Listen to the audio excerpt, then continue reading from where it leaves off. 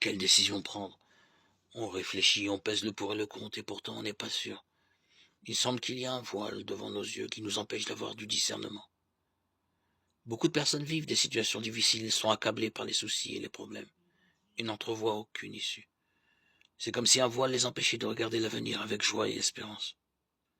Et quand il s'agit de mourir et de ce qui vient après la mort, la majorité des gens sont complètement dans l'aveuglement. Un grand nombre de personnes ont comme un voile devant les yeux qui gêne le regard sur le passé, le présent et l'avenir, ainsi que sur leur prochain, sur elles-mêmes et surtout sur Dieu. Ce voile existe réellement. La Bible en parle en ces termes. 2 Corinthiens 3, 15, 18. Jusqu'à ce jour, quand on lit Moïse, un voile est jeté sur leur cœur. Mais lorsque les cœurs se convertissent au Seigneur, le voile est ôté.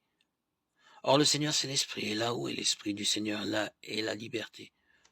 Nous tous, dont le visage découvert reflète la gloire du Seigneur, nous sommes transformés en la même image de gloire, en gloire par l'Esprit du Seigneur. Ce qui, dans ce texte de l'Exode, s'adresse à Israël concerne également la plupart des hommes. Ils ont un voile devant leur cœur. Ce voile est très encombrant. Dans son fort intérieur, l'homme n'est pas libre. Il est accablé par le poids d'une angoisse intérieure. Il se sent mal à l'aise. Ce voile a des conséquences dévastatrices. Il est un obstacle à la compréhension de la Bible et à la perception de la voix du Dieu vivant. Il est là, impénétrable entre Dieu et les hommes, et rend impossible une relation directe avec le Tout-Puissant.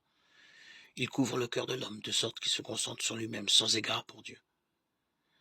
La Bible nous fait connaître la véritable origine de ce dangereux voile. Notre péché. En effet, il nous sépare du Dieu vivant et nous conduit à la damnation éternelle. Que nous soyons d'accord ou non, l'éternité est une réalité aussi bien que la perte éternelle est une réalité pour tous ceux qui n'auront pas voulu se laisser affranchir de leur péché. Tous. Nous allons devoir comparaître devant le Dieu saint et chaque péché sera mis en évidence. La sentence terrible qui sera prononcée contre une vie de péché sera la damnation. Pourquoi sommes-nous coupables devant Dieu? Parce que nous n'avons pas respecté sa volonté. Nous avons vécu selon nos envies et nos propres jugements.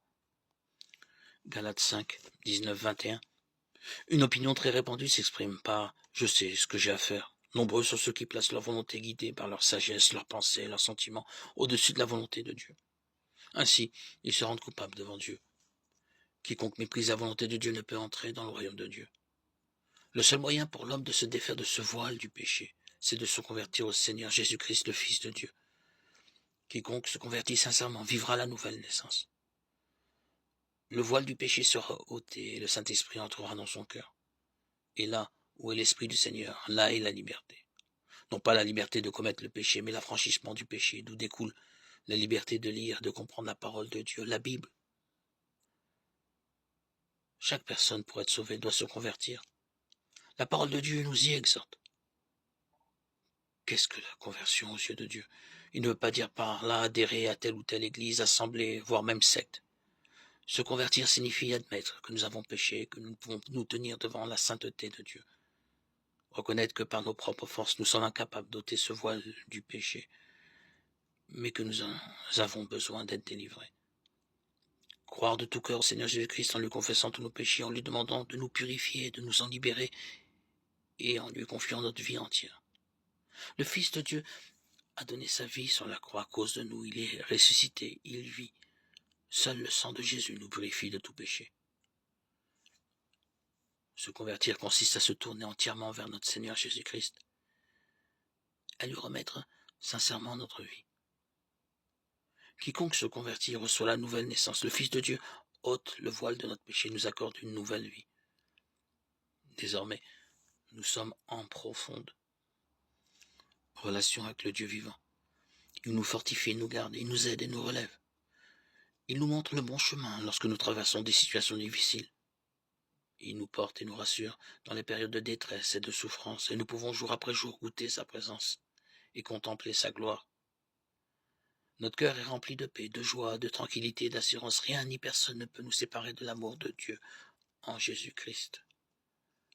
Romains 8, 35, 39. Êtes-vous déjà un enfant de Dieu ou avez-vous encore ce voile qui enveloppe votre cœur? Aujourd'hui encore, convertissez-vous au Seigneur Jésus-Christ et vous pourrez aussi constater là où est l'Esprit du Seigneur, là est la liberté. Nous tous, dont le visage découvert reflète la gloire du Seigneur, nous sommes transformés en la même image, de gloire en gloire par l'Esprit du Seigneur. Jésus-Christ nous aime et veut nous sauver aujourd'hui.